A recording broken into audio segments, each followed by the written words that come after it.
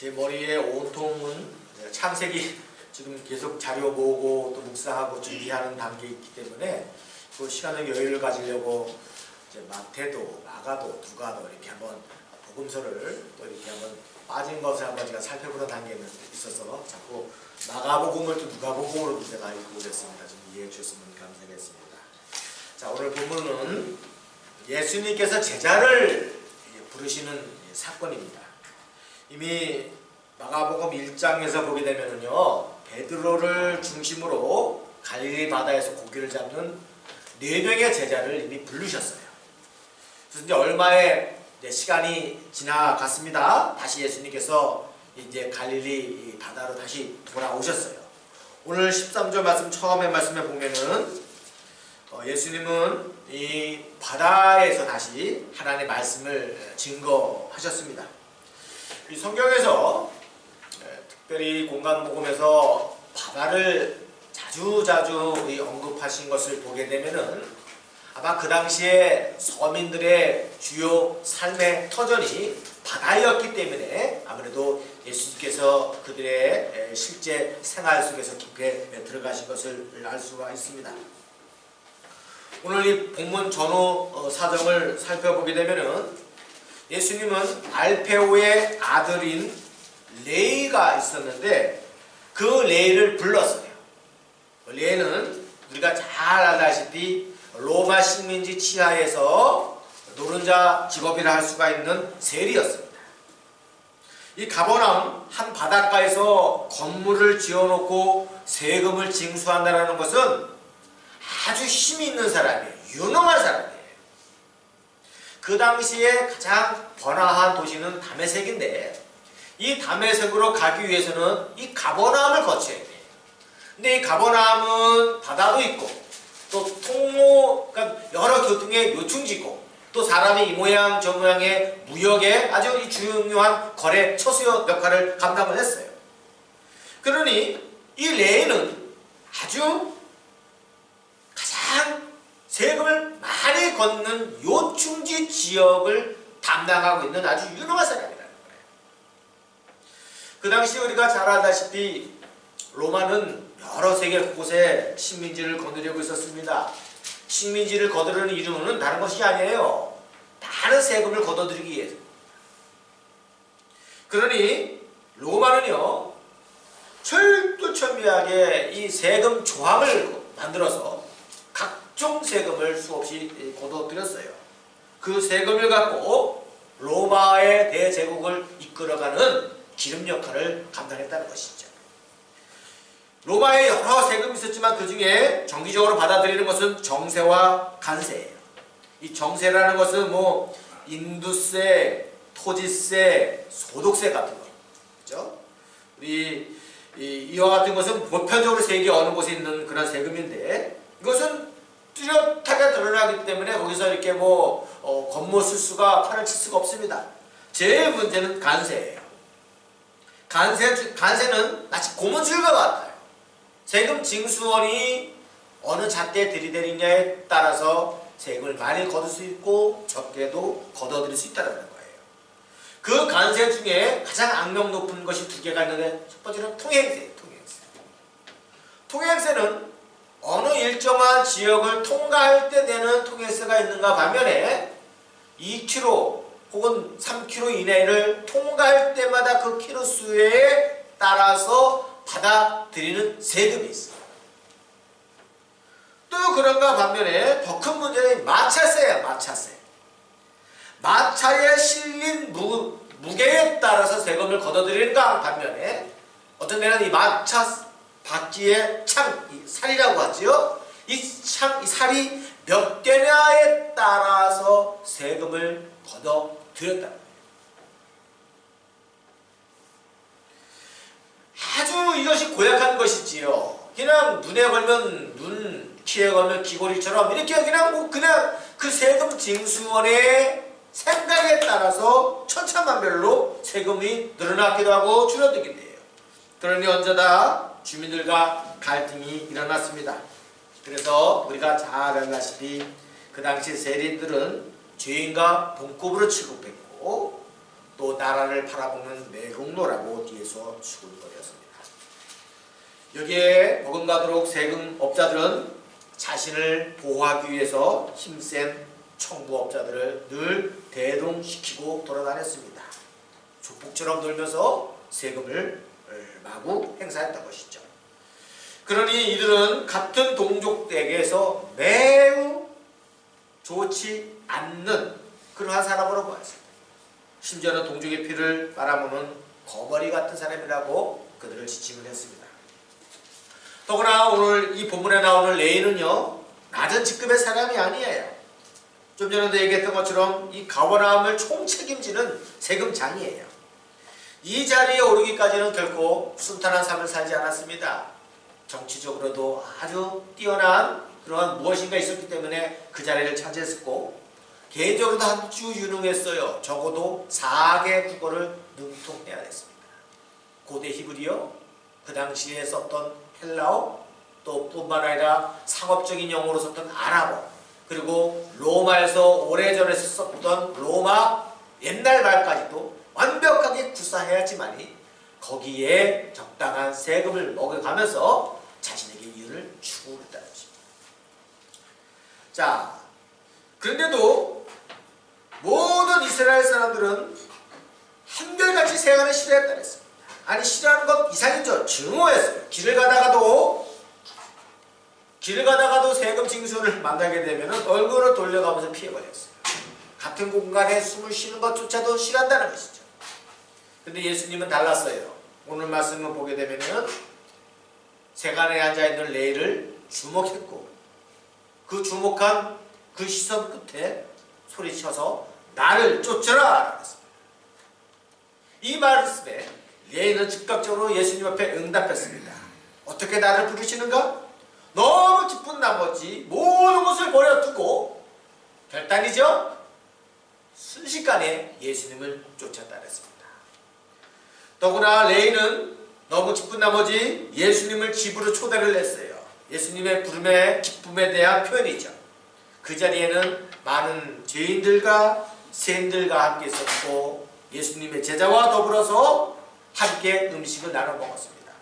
그 간격을 지켜봤던 바리새인들이나 서기관이 매우 언짢았어요.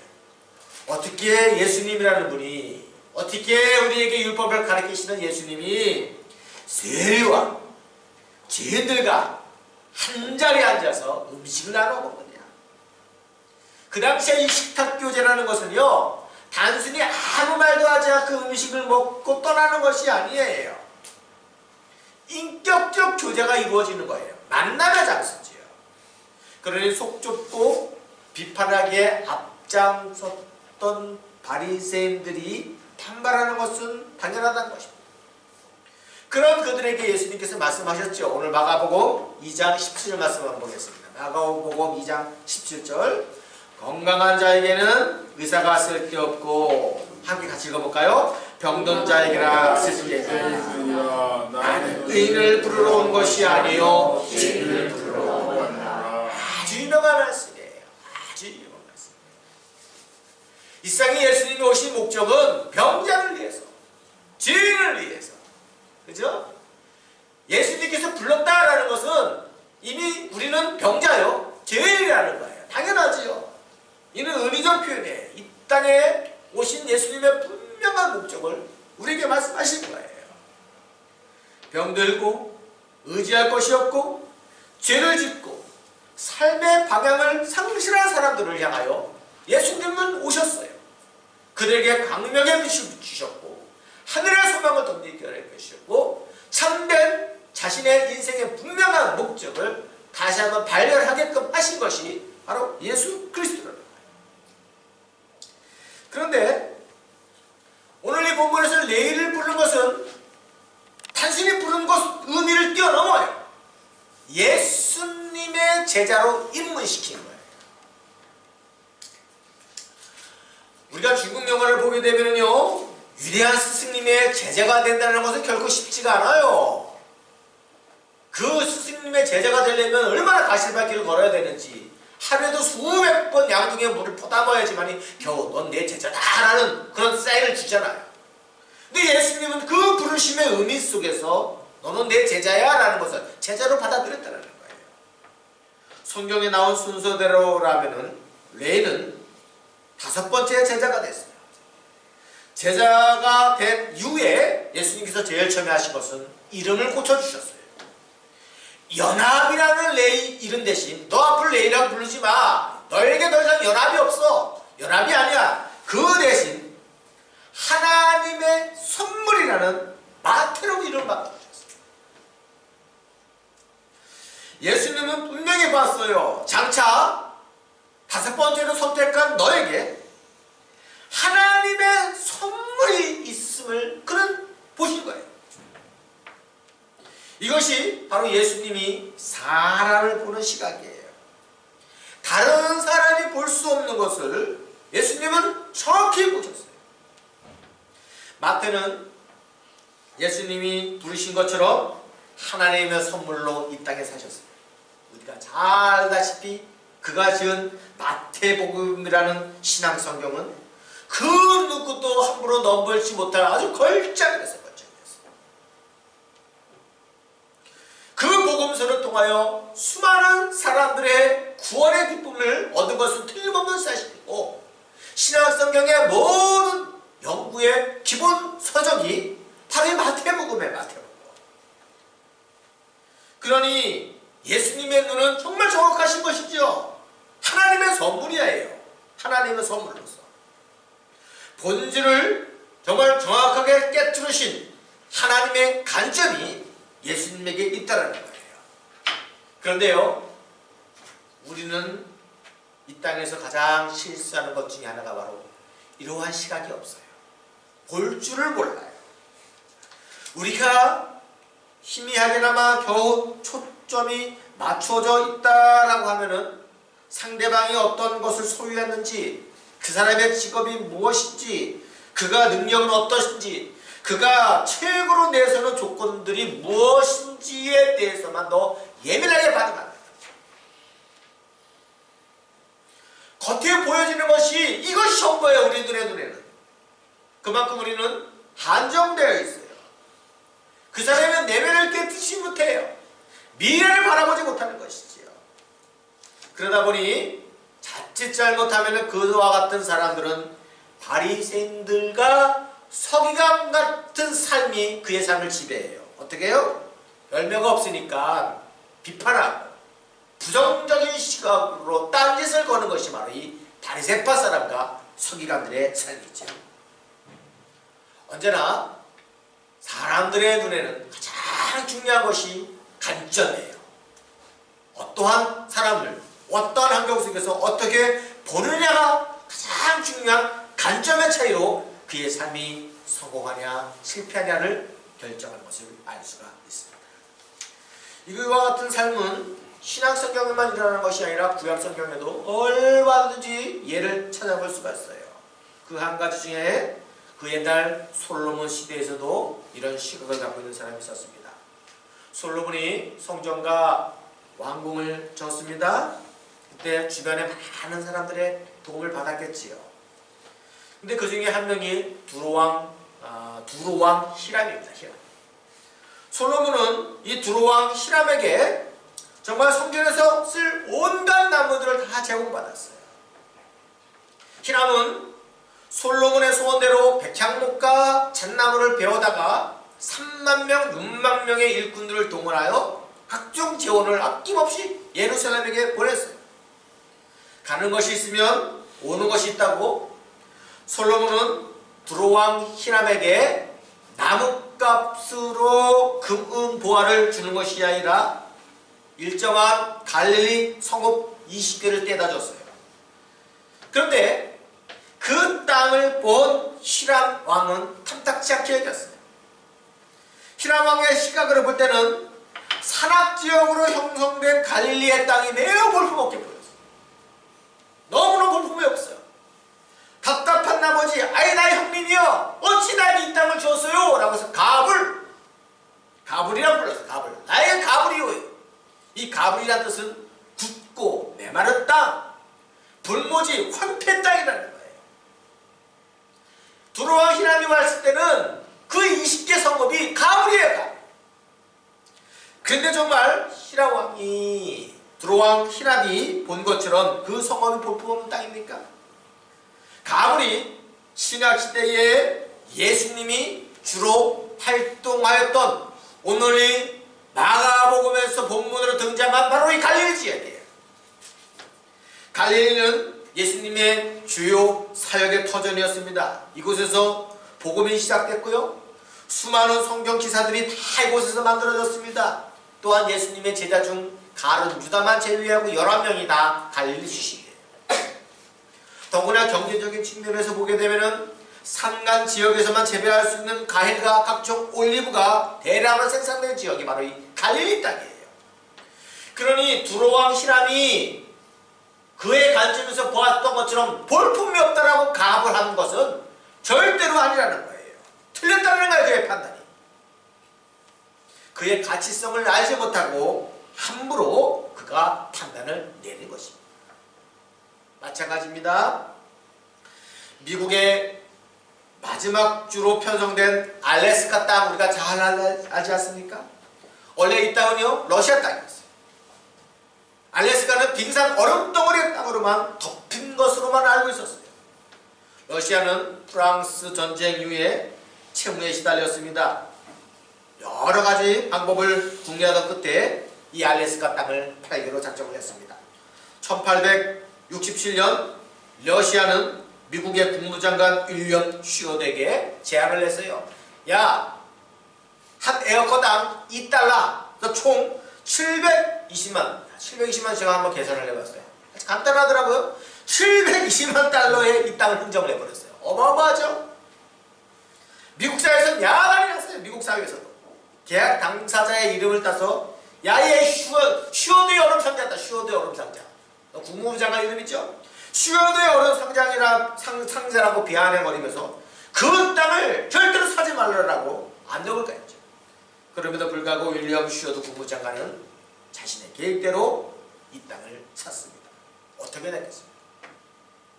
오늘날의 관점에 보게 되면은 일확천금이에요.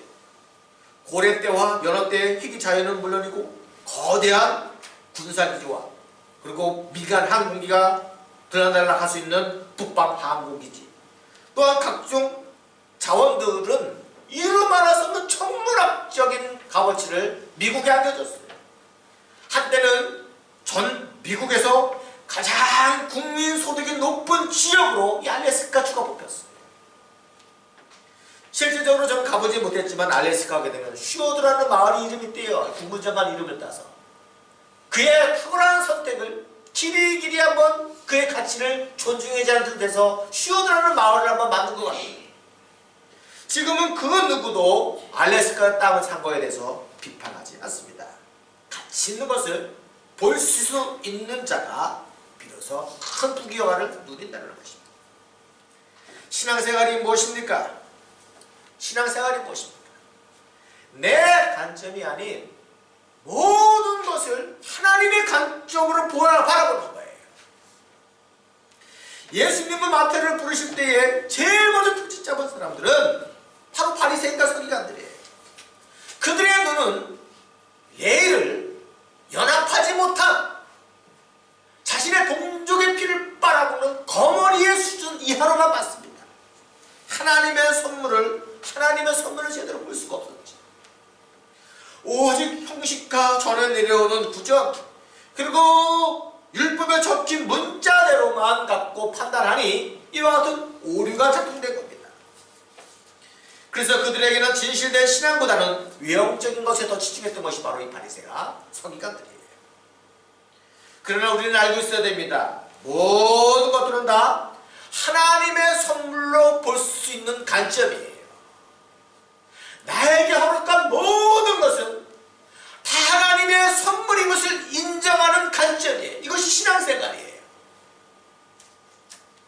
그것이 선물인 줄 알고 기쁘게 살아갈 때에 그 안에서 하나님의 놀라운 은총을 우리에게 허락해 준다는 거예요. 문제는 내 안에서 얼마나 그 가치성을 발견하는가. 단순히 얼음덩어리로 바라보며 슈어드의 얼음상자라고 비아냥거리기보다는 또 다른 시각으로 그 내면을 깊게 바라볼 때에 마태라는 이름에 걸맞게 하나님의 선물이 우리에게 다가옵니다. 우리는 순간순간마다 내 단점이 아닌 하나님의 시각을 갖고 하나님이 바라보는 수준에서 내가 바라보게 하옵소서라고 수없이 기도하고 그와 같은 마음을 엿보기 위해서 하나님 말씀을 듣는 거예요. 이것이 신앙생활의 싸움이죠. 이 싸움은 어떤 시대 어느 누구에게든지 다 해당돼요. 그 옛날 출애굽 당시에 이 싸움이 가장 치열했어요. 왜냐하면 출애굽 당시에 그 이스라엘 사람들은요 430년 동안 노예 생활을 했어요. 노예 생활이 무엇이에요? 주인이 시키는 대로 내게 없어요. 하루살이 인생이에요. 작업 능력이 절대로 오르지가 않아요. 그냥 하루하루 주어진 일에만 그냥 대충 살다가 가는 것이 노예들이죠. 삶의 목표도 없어요. 어떤 목적도 없어요. 허무하죠.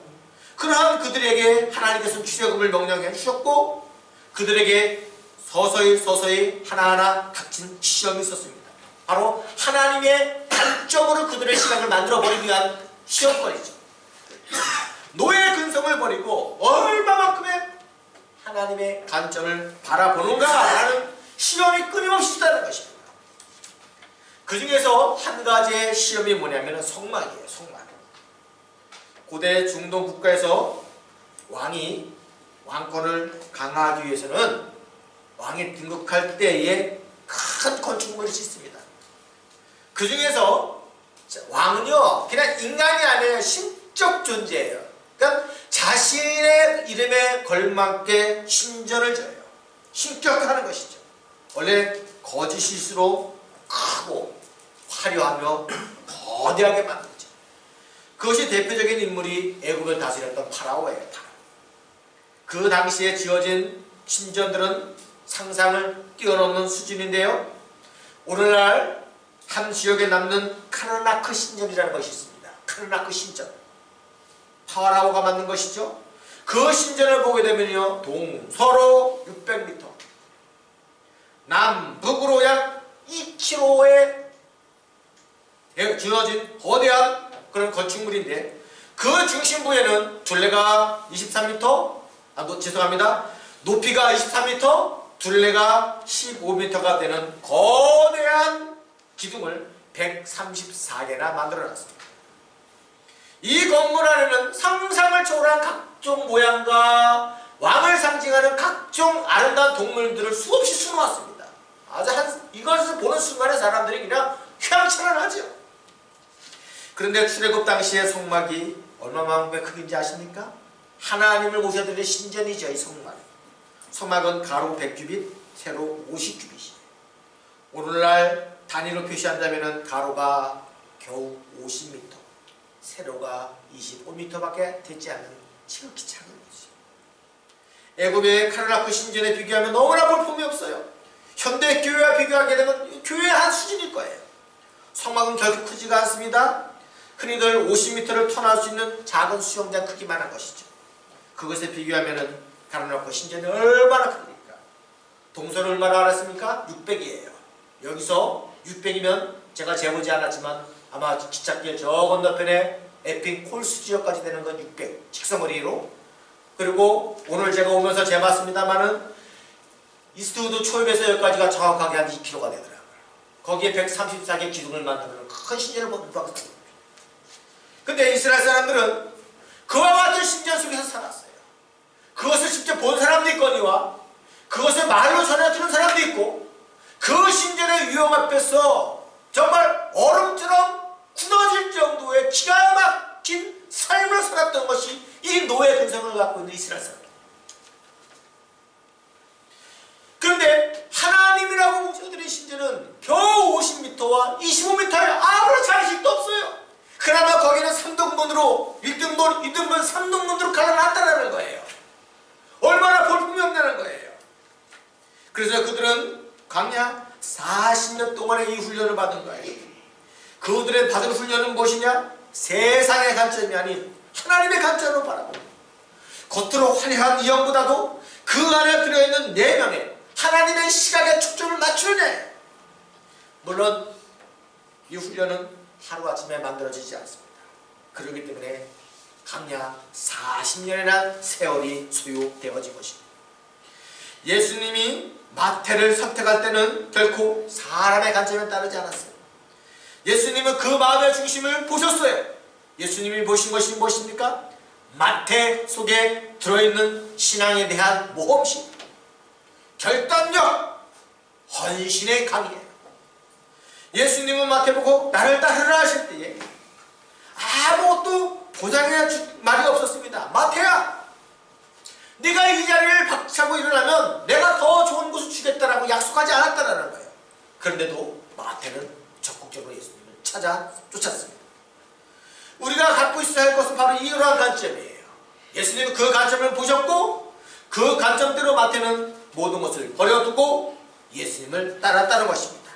그 안에 모험과 결단력과 헌신을 보였습니다. 이러한 내면에 간직하고 있었던 그 모습을 예수님은 정확하게 깨달으셨고 그것에 힘입어서 나를 따르라 할 때에 마태는 거기서 행동으로 옮긴 것을 알 수가 있습니다. 그런데요, 주님 앞에 그 주님의 부름에 응답하고 앞으로 나올 때 하나님은 우리에게 아무것도 보장해 준 것이 없지만은 믿음으로 나오는 자들에게는 당연히 하나님께서는 모든 것을 채워주신다는 무언의 약속이 있다는 겁니다. 그의 삶을 하나님의 선물이라고 이름을 바꿔준 것처럼 하나님의 그의 인생의 삶 속에서 수없는 선물을 베풀어 주시고 허락해 주시고 이끌어 주신다는 것입니다. 우리 하나님은 하늘의 온 땅의 모든 권세를 가지시고 애굽의 파라오처럼 어느 큰 신전 속에 가두어 드리실 분이 아니에요. 유치하지요, 그와 같은 것은. 뭐만 해서 필요성이 없어요. 우리 하나님은 우주보다 넓고 높기 때문에 그래서 그 어느 한 곳에서 가두어 있지 않는다 그랬습니다. 그래서 시편 기자는 시편 47편에 이와 같은 고백을 하고 있습니다. 지존하신 여호와는 두려우시고 온 땅에 큰 왕이 되시도다. 지존하신 하나님은 두려우신 분이고 온 땅에 큰 왕이 스스로 되셨어요. 그런 하나님께서 우리를 지켜보고 계셔요. 그리고 결정적인 순간에 부르십니다. 우리는 그 부르심에 따라서 지금 이곳에 서 있는 것입니다. 바로 신앙생활은 이와 같은 싸움이 계속된다는 거예요. 설령 내 앞에 쓸모없는 것처럼 보여지는 수많은 가불이 있어요. 가불 땅처럼 보여지는 것이죠. 그러나 그것도 믿음의 눈을 통해서 보게 되면 하나님의 선물입니다. 그러면 그것은 더 이상 얼음덩어리가 아닌 그야말로 하나님의 약속이 성취되어지는 나의 복음의 알렉스카가 되는 거예요. 이것이 우리들의 삶 속에서 계속 펼쳐져야 돼요. 계속해서 펼쳐져야 돼요. 이제 말씀을 맺겠습니다. 오늘 예수 그리스도께서 세리 레를 부르셨습니다. 우리도 당연히 이 시대에 살아가는 레인이에요. 수많은 죄, 수많은 우리의 비방과 수많은 어려움 속에서 살아가는 한 레이죠. 어둠 속에서 지악 속에서 살아갑니다. 그런데 하나님께서는 나에게 부르셔서 마태라는 이름처럼 아무개야 너는 하나님의 선물이야 라는 이름을 우리에게 허락해 주셨습니다. 가치성을 인정해 준 것이지요. 내 안에 있는 나도 모르는 그와 같은 보물찾고 같은 것을 하나님의 관점을 통해서 나를 깨뜨려 일으켜 세워주셨습니다. 우리 이 세상에 살아갈 때 하나님의 선물답게 또 내가 하나님의 선물답게 하나님의 관점을 갖고 다른 사람을 그와 같은 모습을 바라보면서 정말 의미를 부여하고 거기에 결단하고 헌신하고 모험심을 걸고 하나님께 나갈 때에 먼 날 당장에는 슈어드의 얼음상자라고 비아냥거렸던 사람 가브리오 하면서 나에게는 어떻게 메마른 땅을 주었소 라고 불평을 했던 사람들이 먼 날에는 이와 같은 놀라운 축복에 하나님이 나에게 선물을 주셨구나라는 확신을 우리에게 주시는 거죠. 이와 같은 확신을 갖고 우리가 살아갈 때에 그와 같은 놀라운 축복이 우리 삶 속에 떠나지 않을 것이라는 확신 속에서 오늘도 이번 한 주도 하나님 앞에서 십자가에 살아가시는 귀한 푸른교회 성도가 되어지길 주님의 이름으로 축원합니다. 아멘.